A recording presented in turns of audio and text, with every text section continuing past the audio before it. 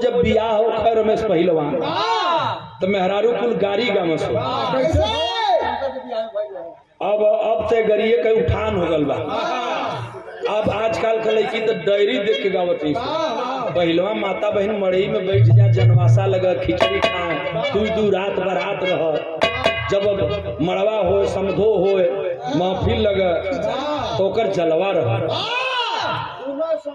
माई बहन मरे तो कहिया देखल रहे, कहिया जन्मले, कहिया बादर छुएले, जगह बजाई चाहता तोरता बहन जन्मे ना रहा। और तो तोरी जन्म में अब तो ऐसा बारात हो गल बा कि अइला खैला गैला केहू देखल केहू देखबो ना। पहलवा रतियों में भी रहा, फिर दिनों में भी रहा, फिर रतियों को भी रहा। मतलब तो बड़ा सुहावन गीत लोग गावे। और कैसे गावे मिलेश?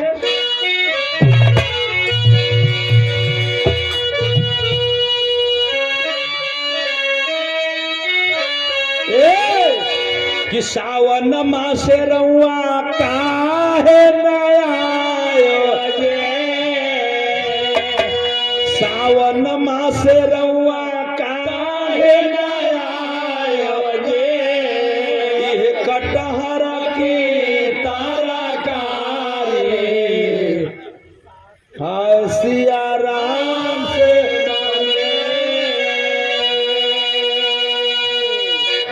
बहुत बहुत रेघाय के गा के एगो लाइन लहावा कि कटहर ककोआ रौरी पातारी पारो हो, कटहर ककोआ रौरी पातारी पारो हे मुंगारिया गुआ रम की गाड़ी।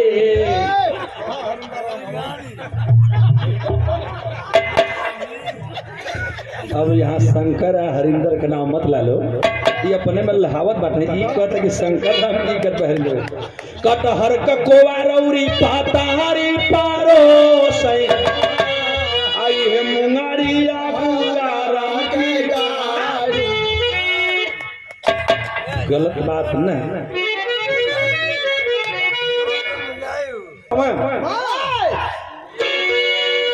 कहीं कहीं जब गीत हो तो लोग गावाएंगे बदल के, अगुआ के समझी के गरिया के रद्द कर दिलो।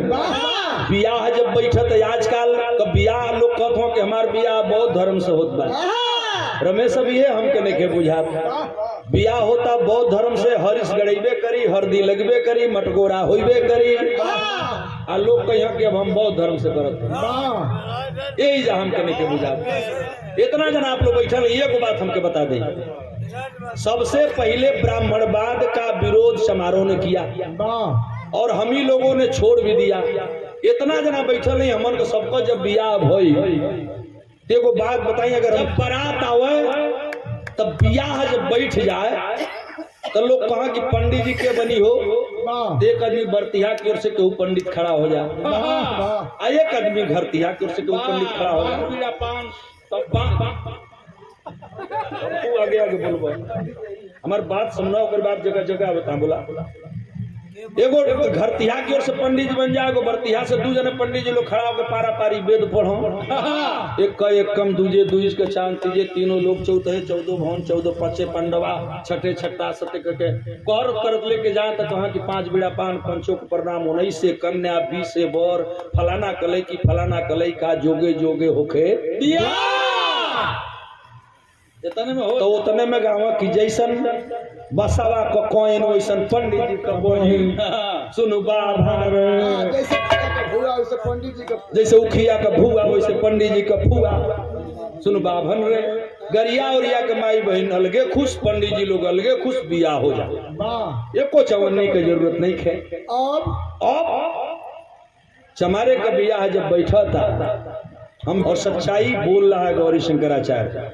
इस समय गौरी शंकराचार्य को यूट्यूब पर, आचार्य म्यूजिक पर, इस तमाम चैनल वाले भाई, जितने चैनल वाले साथी बैठे हैं, इनके माध्यम से 26 देश दुनिया के देखते हैं, सुनते हैं हमारी गीत को। मैं बोलना चाहता हूँ, पूरा प्रतिज्ञा बाबा साहब वाली 2200 प्रतिज्ञा पूरा करे के बाद अच्छा वहाँ भर देखिला तो लोग पढ़ाओ तो लोग पाठ में घरवा जीव तो गणेश जी के फोटो नहीं घरे मिली। यही नहीं, हमने देखा है तो दुनिया को उपदेश देते हुआ मंच पर पा गया, माइक पर पा गया, ब्याह में पड़ गया तो कहते हो कि शराब ना पिए चाहिए, थैली में पौआ को बोतल नहीं के पहले मिली। हाँ वही झूठ ना बोलते, हम देखले हैं आँखी से ना धरब। चैनल वाले साथी रिकॉर्डिंग हो रही है, खैर गुस्ताखी को माफ करेंगे। होना चाहिए, परिवर्तन होना चाहिए, लेकिन परिवर्तन हो तो ऐसा परिवर्तन हो कि लोगों को लगे कि हाँ परिवर्तन हुआ है। बाबा साहब रोए क्यों थे? ऐ मेरे पढ़े लिखे समाज के भाइयों, 14 अक्टूबर 1956 को रोते हुए बाबा साहब ने कहा था कि मुझे अगर किसी ने धोखा दिया है तो मेरा पढ़ा लिखा समाज मुझे धोखा दिया है। तो ये बहुत ही विचारी विषय है। बरतिया जब चला लगे ए बिमलेश तो जन्म ना भल बरती हवा खा के जब उठ के जाए लगा तब माई बहन गाँव बड़हलगंज के बगलिया में हम कहीं बिरहा गावत रही, माई के रहल पहलमा एगो हरिंदर एक लटका जा, अब तो 5 गो लगत बा, हमें टोन दे दा है, तनी हमें ट्यूटर करा, तनी के मोट करा है के पातर करा। हम के बनवावत है या पहलवा प्रमोद बाबू एक लोग टांग दे आ वही पर बिरहा 2 रात गावल जा। हमन दिन एक राती के फिर का कहा तोर दादा खरीदले रहा चलावा ऊ कुल औरतिया मैकवा खींच ले सो और खींच करके अपनी और मुहवा सटावा सो सबसे हम ही बोली। तो जब बरती हवा जाए लगा बाबू बुधराम बाबू तो वो समय वो गीत देखा तब टाइम के गीत होकर न छू न हवावन कहलगे होखे, पोकरा खनाई कहलगे होखे, विदाई कहलगे होखे। वो समय जब गाँव जब खा के लोग जाए तब गाँव को का गाँव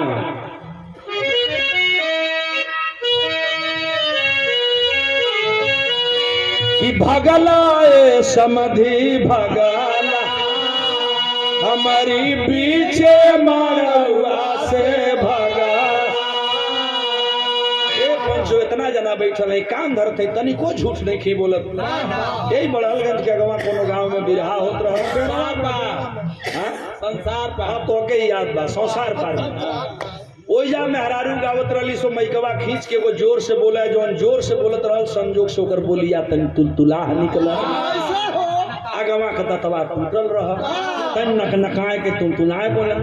तो सुनील बाबू कुल में हरारूआ गाँव कि भगला ए समधी भगला त हमारी पीछे मारवा से भगा।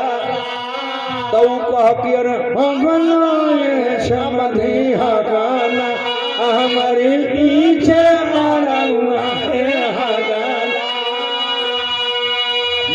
कहा कि भगला ये समझी तो बोलिया तुलतुला निकला। तो कहा कि भगला ये समझी तो कहा कि भगला ये समझी हगाना हमारी पीछे तो फिर कहे औरतिया की भगत भगत समधी तामू में गया। तो कह कि भगत भगत समधी तामू में गया। मैंने कबो कबो ऐसा न हो जाना। बाबा साहब को बियाह भई, सेहरा भई, तमाम चीज क्या बात है। क्या लाइन बदलल बाबू? हाँ कैसे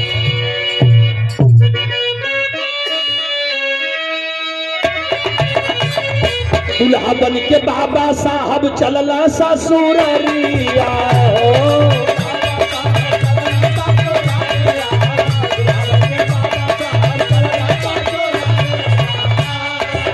धरती माता गईली हारा साई, आजी धरती माता गईली हारा साई, सखी जय भीम हो।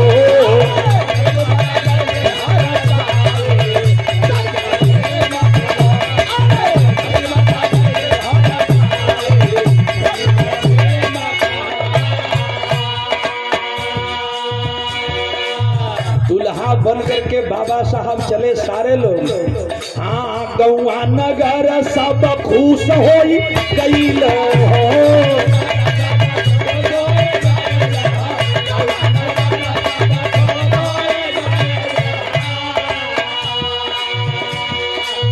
ए बाबू तुम माई बहन गावत गलतियां त माफ भइली दिहल पर अच्छा हुआ में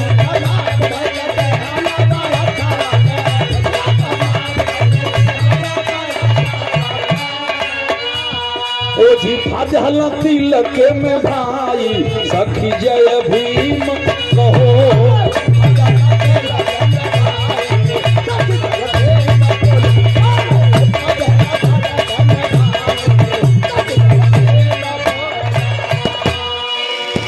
ये बाबू जसवा का नेता मिल के करल मनवानी हो दुल्हा बाबा गइल कोहनाई सखी जय भीम कहो के हैरान सगरो देसावा का नेता हो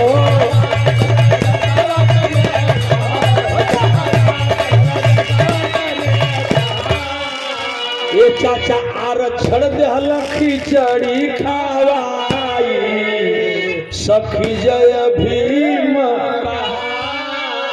अरे मेरे साथियों उसी तरह से बाबा साहब के पद चिन्हों पर चल करके हम आप सारे लोग उनके सपने को साकार करें। यही मेरी गीत की आखिरी लाइन होने जा रही है कि नाने कहती भीमा भाई का लाला नावा हो बबुआ लेता कवर उठा सखी जय भीम तो होई के हैरान सब देसावा का नेता हो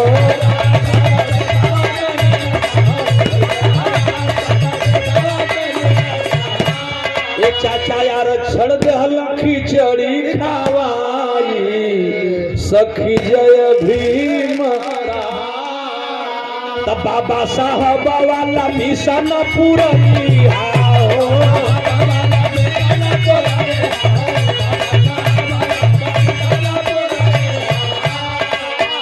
बाबा साहब वाला मिशन पूरा हो नीला झंडा हाथे लो उठाई सखी जय भीम।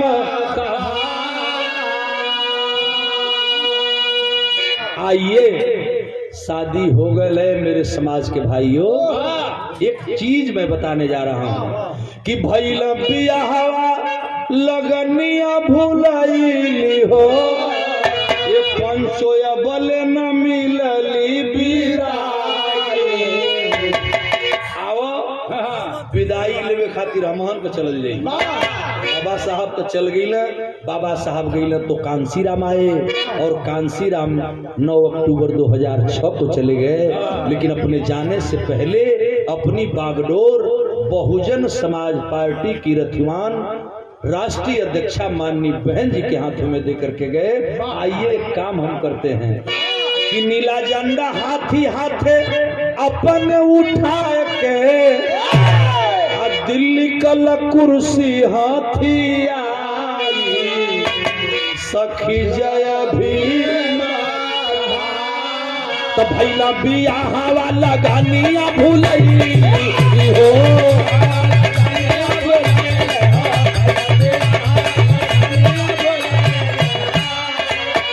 चल दिल्ली ले लाया अपन विदाई चला दिल्ली ले लाया अपन विदाई सखी जय भीम कहो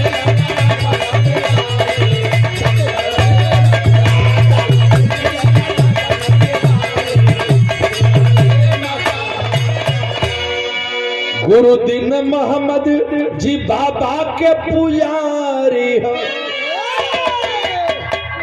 लाइन हो गई कि नीला झंडा हाथी अपने हथवा उठा लेता अरे नीला झंडा हाथी अपने हाथे में उठा लेता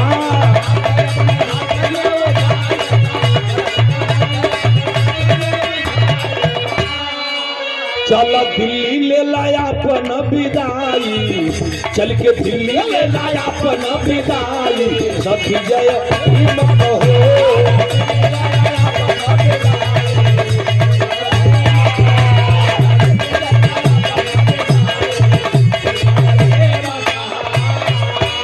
बाबा साहब की मूर्ति को आप देख रहे होंगे यही अम्बेडकर तिराहा पर मूर्ति है बनियाबान के धरती पर और इस मूर्ति का एक इतिहास है पुरनिया चाचा लोग जानत होंगे, कितना लोग लाठी खैला, कितना लोग जेल गईला, एक इतिहास जे जानत बा उ जानत बा। बाबा साहब का एक हाथ उठा है, एक अंगुली उठी है, इशारा किया बाबा साहब ने कि तुम्हारा हक अधिकार अगर कहीं मिलेगा तो ये संसद भवन में मिलेगा, कब्जा कर लो। आइए मेरे बहुजन समाज के भाइयों, चले और बाबा साहब के सपने को पूरा कर लें। ए भैया, कुछ विरोधिया अंगुरी तुरल सो, कुछ विरोधिया यही पर कमेंट करला प्रमोद बाबू कि बाबा साहब अंगुरिया का दिखावले हो, तो कुछ कहला कि बाबा साहब दिखावल ना कि चल जो हे चमरौटी लौकत है। अरे घोड़ा बाबा साहब न रहल होता है तो आज का दशा रहल हो, तभी हम का उनकी देन है कि हमन इतना बढ़िया चारपाई और गद्दा पर बैठल हैं, गौरी शंकर झाड़ी के कुर्ता पहले हैं, और आप कहते हो कि बाबा साहब की अंगुली तोड़ेंगे, मुर्दन गर्दन तोड़ते हो, बाहें तोड़ते हो, तोड़ डालो बाबा साहब की मूर्तियों को।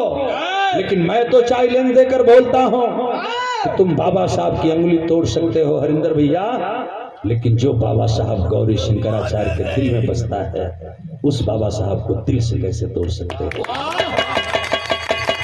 तुम बाबा साहब की मूर्तियां तोड़ सकते हो, बाबा साहब की बाहें तोड़ सकते हो, लेकिन बाबा साहब जो इस समाज के लोगों को, यहाँ सर्व समाज बैठा है, हजारों लोगों की तादाद से ऊपर लोग बैठे हैं, लोगों के दिल में जो बाबा साहब बसते हैं उनको कैसे तोड़ोगे, निकालोगे कैसे? है तो कोई जवाब? सारे लोग चुप हो जाते हैं बाबू। तो ये है बाबा साहब और ये है बाबा साहब की कथा। यही मेरी गीत समाप्त होती है, उनके पद चिन्हों पर चलना होगा। आखिरी लाइन है, गुरुदीन मोहम्मद जी बाबा का पुजारी, गुरुदीन मोहम्मद जी बाबा का पुजारी, गौरी शंकर सिरावा नवाई, सत्य जय भीम हो।